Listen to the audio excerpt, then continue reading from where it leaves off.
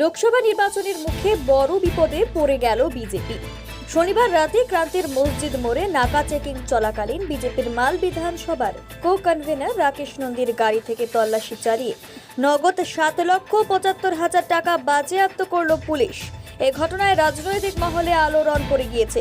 Police জানিয়েছে ওই BJP নেতা ওই টাকার বৈধ নথিপত্র দেখাতে পারেনি, আর সে কারণেই টাকাটি নির্বাচনী বিধি অনুযায়ী বাজেয়াপ্ত করা হয়েছে বলে পুলিশ জানিয়েছে। পুলিশ সূত্রে আরও জানা গেছে, রাকেশ নন্দী নিজে জানিয়েছেন বিজেপির মহিলা মোর্চার জেলা সভাপতি দীপা বণিকের কাছ থেকে এই টাকা নেওয়া হয়েছিল রাজনৈতিক কার্যকলাপের জন্য। রাকেশ নন্দীর তথ্যের ভিত্তিতে দীপা বণিকের গাড়ি থেকে আরও 1,30,000 টাকা বাজেয়াপ্ত করে পুলিশ। সব মিলিয়ে মোট টাকার পরিমাণ 9,05,000। উল্লেখ্য, লোকসভা ভোটের মুখে বেহিসাবি এইভাবে টাকা উদ্ধারের ঘটনায় বিপাকে পড়ে গেল বিজেপি। এতদিন যেভাবে তৃণমূলের বিরুদ্ধে দুর্নীতির অভিযোগ তুলছিল বিজেপি, এবারে সেই ঘটনা প্রকাশ্যে আসতেই উল্টে বিজেপির দিকে আঙ্গুল উঠে গেল। যদিও এ নিয়ে বিজেপির মালটাউন মণ্ডল সভাপতি নবীন সাহা সাংবাদিকদের কিছুই বলতে চাননি, তবে তৃণমূল কংগ্রেসের নেতারা সুযোগ পেয়ে বিজেপিকে তুলোধনা করতে ছাড়েনি। পুলিশ ঘটনার তদন্ত শুরু করেছে।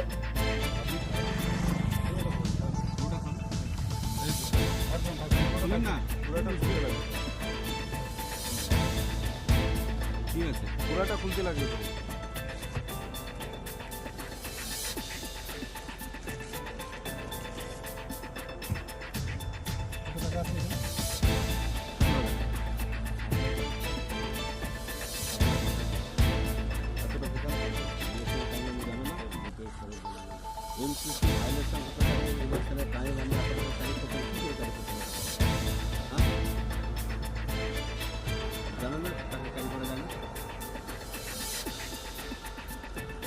কত আছে বললেন? 7,75,000। 7,75,000 কত বললেন?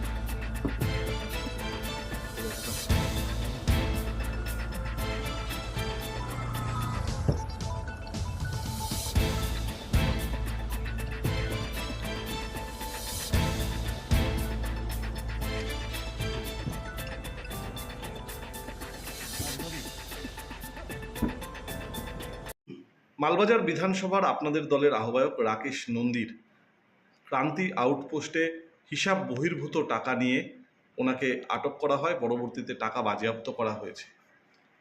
এই বিষয়টি নিয়ে কি বলবেন? এটা অত্যন্ত গুরুত্বপূর্ণ অভিযোগ বলে জলপাইগুড়ি জেলা পুলিশ তাদের ওয়েবসাইটেও এটা দিয়ে দিয়েছে এবং সোশ্যাল মিডিয়াতেও পোস্ট করেছে। দেখুন, সকালবেলা এক সাংবাদিক বন্ধুর মাধ্যমে খবরটা পাই, কিন্তু খবরটা আমার কাছে এখনো পর্যন্ত ক্লিয়ার না। আপনি যেটা বললেন জলপাইগুড়ি পুলিশ এটা খবরটা করেছে, বিষয়টা আমার জানতে হবে এবং দেখতে হবে কি বিষয়বস্তু ঘটেছে। ঘটনা হলো, বিগত দিনে এখানে একটা সভা গেছে, হ্যাঁ, সেখানকার কিছু বকেয়াও রয়েছে। বিষয়গুলি না জানা অবধি আমি কোনো মন্তব্য করতে পারছি না। আপনাদের মাধ্যমে প্রথম জানতে পারলাম, বিষয়টা নিয়ে আমি খোঁজ নিচ্ছি। যদি পরবর্তীতে সেরকম কিছু হয় তখনই আপনাদের সমস্ত তথ্য দিয়ে দেবো। আপনাদের বিরোধী দলগুলো বলছে বিজেপির প্রচুর টাকা, ওরা আমাদের পাল্টা ডাকাত বলে, আজ সব প্রমাণ হয়ে গেল। দেখুন, বিরোধীদের কাছ তো বিরোধিতা করা তারা তো বলবেই, কিন্তু ঘটনা হলো যে কাদের কাছে টাকা আছে আর কাদের কাছে টাকা নেই সেটা তো জনগণ দেখছে না, সভামঞ্চগুলো তো দেখছে এক একজনের। এটা তো ধরা পড়ে গেছে 7,75,000 আমরা শুনলাম, কিন্তু আমাদের তো আগে থেকে ভয় আছে কি এরা এরকম টাকা পয়সা দিয়ে দাঙ্গা করানোর চেষ্টা করবে। 17 তারিখের শুভেন্দু অধিকারী মালবাজার রথখোলা মাঠে বলে গেছেন ওনারা, আপনারা 17 তারিখে ভালো করে রামনবমী খেলবেন, রামনবমী মানাবেন। উনি বারবার 2 হাত উঠিয়ে দিয়ে কিন্তু ইশারা করে গেছে কি 17 তারিখে একটা দাঙ্গা লাগানোর চেষ্টা করবে ওরা। কিন্তু আমরাও হিন্দু আছি, আমরাও জয় শ্রীরামের মধ্যে থাকবো, আর আমরা সবাই যত লোক আছে সবাইকে বলবো এরা যে টাকা পয়সা দিচ্ছে, ওই যে আপনারা ভালো করে জানেন এরা বলেছিল কি কালো ধন আনবো আমরা, 2,000 টাকাকে বদলি করে এরা 500 বন্ধ করেছিল। ওই সময় এদের টাকাগুলো তো এরা জমিয়ে নিয়ে রেখেছে। এরকম রাকেশ নন্দী কত আছে যার বাড়িতে টাকার উপরে এরা মানুষকে উল্টা পুল্টা করে কোনো রকম কোনো জায়গায় টাকা দিয়ে কোনো দাঙ্গা লাগানোর চেষ্টা করবে। আমাদের এইটাই ভয়। এই জন্য মানুষকেও বলবো এই বিজেপি ওয়ালার সঙ্গে আপনারা সাবধান থাকবেন। এই টাকা পয়সা একবার যদি নেবেন 5 বছর কিন্তু আবার বোকা বানাবে আমাদেরকে। একবার বোকা বানিয়েছে, 2বার বানিয়েছে, কিন্তু 3বার আমরা সবাইকে বলবো টাকা পয়সা নিয়ে আর বোকা সাজবেন না। আপনারা দেখেন, পুরো ভিডিও আছে, মিডিয়ার মাধ্যমে দেখা যাচ্ছে কি এনারা টাকা নিয়ে কিভাবে ঘুরতেছে আর মানুষকে কিনা বিক্রি করতেছে। আপনাদের শুভ নববর্ষ এবং আপনাদের মাধ্যমে মালবাসীকে শুভ নববর্ষ শুভেচ্ছা। অনেক ভালো কাটুক দিনটি সবারই, এবং সালটা যত ভালো কাটুক সবার, সেটাই কামনা করব। ব্যাপার হলো, এটা তো তা আমি মনে করবো ছোট, এর থেকে বড় বড় ডাকাত ওদের সঙ্গে ঘুরে বেড়াচ্ছে।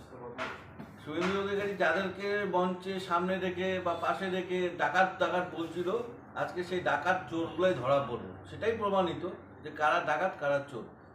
শুভেন্দু অধিকারীকেও পয়সা দিতে দেখা দিচ্ছে ফুটেছে, আর আপনারা তো নিজেরাই প্রমাণ পেলেন কালকে বিজেপির ব্যাগ থেকে টাকা উদ্ধার হচ্ছে 7,75,000 টাকা, তা একটা ছোট্ট জায়গা চোর আছে। কমিশনের গাইডলাইন অনুযায়ী যেটা কেস দিবে, যেটা পদক্ষেপ নেবে সেটা নেবে, প্রশাসন আছে প্রশাসন নেবে। আমরা দলের মাধ্যমে এটাই বলতে পারি, এরকম লোকদের যাই ধিক্কার জানায় যারা সর্বপার্টি করে এসে প্রথমে ডিওএফআই, তারপরে তৃণমূলের শিক্ষা আছে, তারপরে বিজেপির এখন কনভেনার হয়েছে, তাদের হাত থেকে এরকম একটা শিক্ষিত ছেলের হাত থেকে এরকম টাকা সিজ করা হয়েছে। এটাই প্রমাণিত যে বিজেপি সমাজে, বিজেপি পরিবারের লোকদের কী অবস্থা।